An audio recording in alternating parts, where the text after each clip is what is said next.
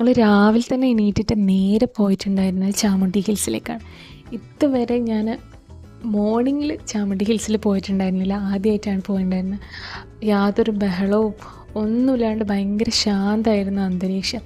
അവിടുന്ന് കാണുന്ന ആ വ്യൂ, മോർണിംഗിൽ കാണുന്നത് ഭയങ്കര രസമാണ്. രാത്രി പോലെ തന്നെ രാത്രിയും ഭയങ്കര രസമാണല്ലോ ചാമുണ്ഡി ഹിൽസിൽ നിന്ന് നമ്മുടെ മൈസൂർ സിറ്റി കാണുന്നത്. പിന്നെ ഞങ്ങൾ അവിടുന്ന് കുറച്ച് ഫ്ലവറൊക്കെ വാങ്ങിയിട്ടുണ്ടായിരുന്നു. എന്നിട്ട് അവിടുത്തെ വ്യൂ കുറച്ച് നേരം ആസ്വദിച്ച് ഞങ്ങൾ നേരെ പോയിട്ടുണ്ടെന്ന് ഹലബീഡിലേക്കായിരുന്നു. ആ പോകുന്ന വഴിയും പറയേണ്ട അത്രയ്ക്ക് സൂപ്പറായിരുന്നു.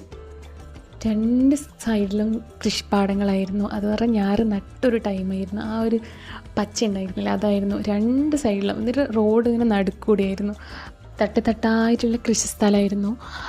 നല്ല അടിപൊളിയായിട്ടുള്ള കാഴ്ചയായിരുന്നു കേട്ടോ ആ പോകുന്ന വഴി എന്ന് പറയുന്നത്. മുഴുവൻ ഇങ്ങനെയല്ല, അത് കഴിഞ്ഞ ശേഷം വേറെ കുറേ ഡ്രൈ ആയിട്ടുള്ള സ്ഥലം ഞങ്ങൾ കണ്ടിട്ടുണ്ടായിരുന്നു.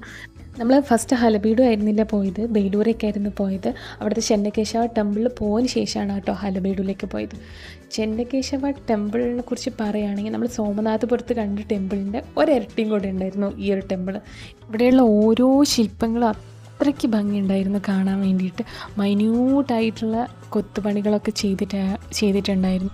നമ്മൾ ആലോചിക്കണേ, ഇതൊക്കെ 12th സെഞ്ച്വറിയിൽ ചെയ്തതാണ്. അപ്പോൾ അവരെയൊക്കെ ഒരു കഴിവ് സമ്മതിക്കണം, അത്രയും സൂപ്പറായിരുന്നു.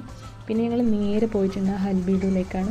ഒരു 16 കിലോമീറ്റർ ഡിസ്റ്റൻസ് മാത്രമേ ഇത് തമ്മിലുള്ളൂ. അതുകൊണ്ട് തന്നെയാണ് നമ്മളിത് ഇവിടെയും കൂടെ പോയത്. ഈ 3 ടെമ്പിളും, ഹൊയ്സാലേശ്വര ടെമ്പിളും ചെന്നകേശവ ടെമ്പിളും സോമനാഥപുര ടെമ്പിളും, ഇത് 3ഉം യുനെസ്കോൻ്റെ വേൾഡ് ഹെറിറ്റേജ് സൈറ്റ് പെട്ട സ്ഥലങ്ങളാണ്. പിന്നെ ഈ ഒരു നന്ദി കണ്ടില്ലേ, ഇത് ഒറ്റ കല്ലിലുണ്ടാക്കിയ നന്ദിയാണ്.